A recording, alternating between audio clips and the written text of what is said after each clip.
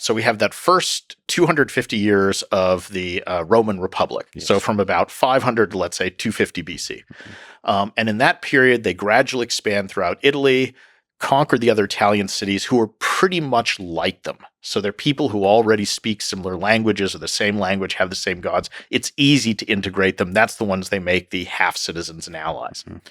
Then in the second half of that period, from about 250 to, let's say, 30 BC, Rome goes outside of Italy.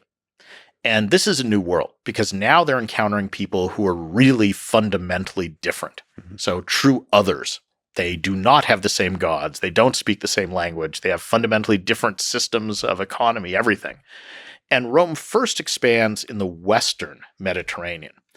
And there, their big rival is the city-state of Carthage, which is another city founded almost the same time as Rome that has also been a young, vigorously expanding, aggressive empire. So in the Western Empire at this time, you have two sort of rival groups, and they're very different because the Romans are these citizen soldier farmers. So the Romans are all these small farmers. That's the basis of their economy, and it's the Romans who serve in the army. So the person who is a citizen is also really by main profession a farmer, and then in times of war, he becomes a soldier. Carthage is an oligarchy of merchants. So it's a very small citizen body. They make their money through maritime trade. So they have ships that go all over the Mediterranean. They don't have a large army of Carthaginians. Instead, they hire mercenaries mostly to fight for them.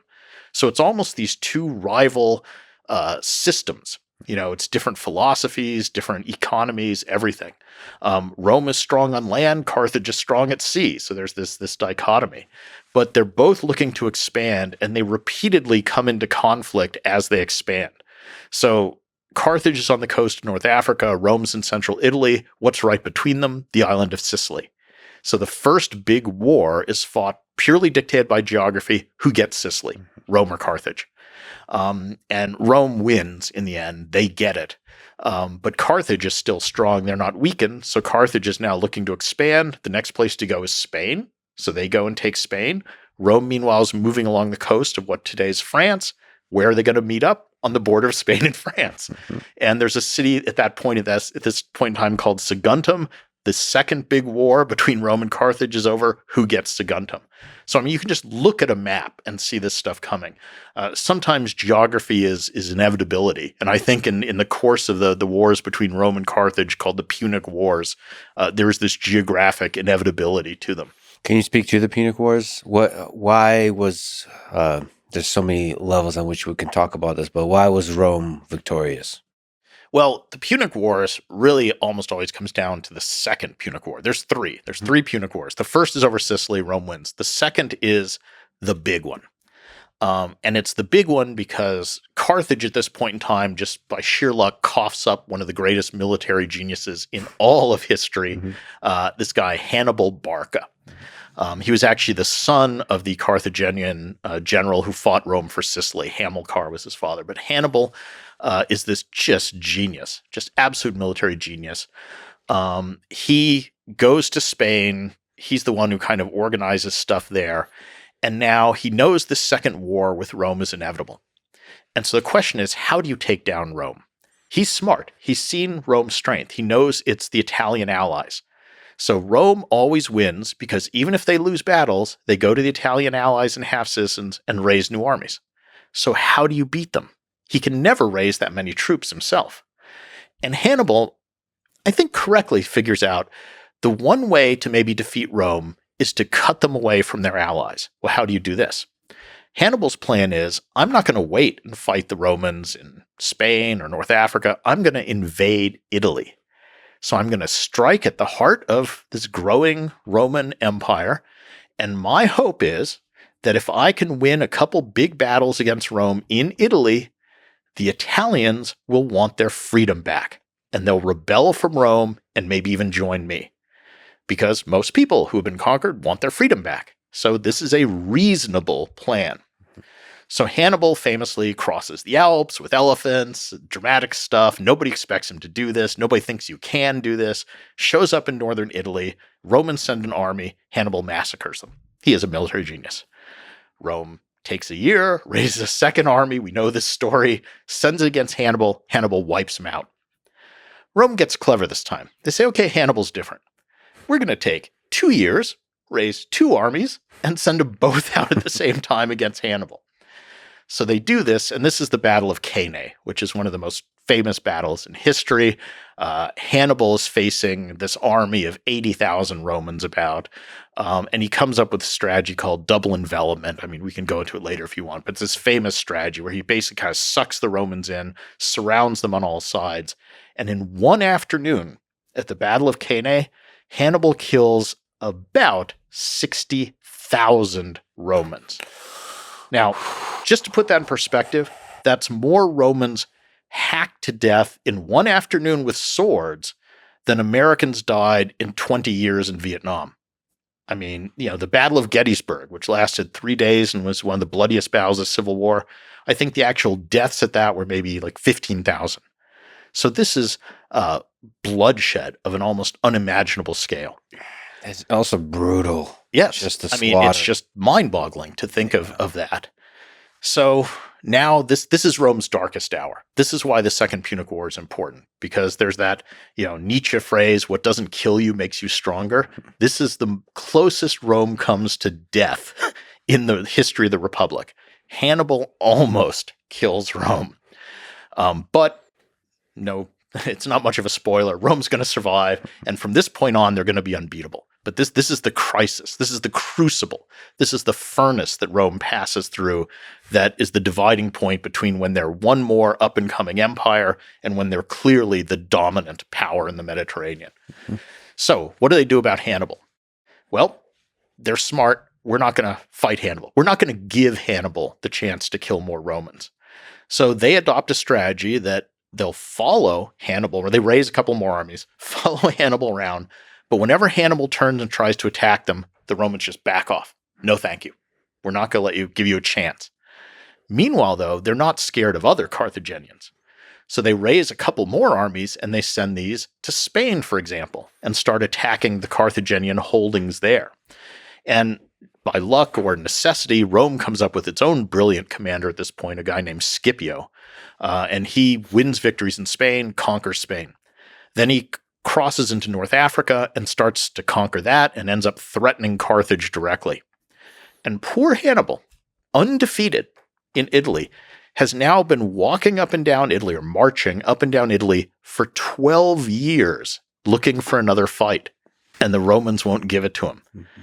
They've been attacking all these other areas and chipping away at Carthaginian power. So finally, after more than a decade in Italy, Hannibal is called back to defend the homeland, defend Carthage from Scipio. The two meet in a big battle. This should be one of the great battles of all time. It's the Battle of Zama, but, Hannibal's guys are kind of old by this point. Scipio has all the advantages. He wins. Carthage is defeated. So that's pretty much the end of Carthage. The city survives, and then 50 years later, the Romans wipe it out, but that's not much of a war. But from this moment on, from the Second Punic War, which ends in 201 BC, Rome is undisputably the most powerful nation in the Mediterranean world. And having conquered the West, they're now going to turn to the East, which is the Greek world. And the Greek world is older, it's richer, it's the rich part, half of the Mediterranean, it's culturally more sophisticated, it's the world left by Alexander the Great that's ruled by the descendants of his generals. And the Greeks kind of view themselves as superior to the Romans. I mean, to the Greeks, the Romans are these uncouth, sort of savage barbarians. Mm-hmm. But they're going to get a real shock because the Roman army now has gotten really good to beat Hannibal. And when they go east, they're going to just defeat the Greeks relatively easily, one after the other. And there's a famous historian named Polybius, who is a Greek whose city was captured by the Romans. He later becomes a friend to the Scipio family. Mm-hmm. He actually teaches some of the Scipio children about Greek culture. And he writes a history of Rome. And his motivation for writing this is, he says at the beginning of this book, he says, surely there can be no one so incurious as to not want to understand how the Romans could have conquered the entire Greek world in 53 years, because that seems unimaginable to him. So he's writing this entire history as a way to try and understand, how did the Romans do it? We were these wonderful, superior people, and they came around in 50 years, bang, that's the end of us. So that's his motivation. Could you maybe speak to any interesting details of the military genius of Hannibal or Scipio? At that time, what are some interesting aspects of this double envelopment idea? I mean, Hannibal is good because he understood how to use different troop types and to play to their strengths and how to use terrain. So, I mean, this is basic military stuff, but he did it really well.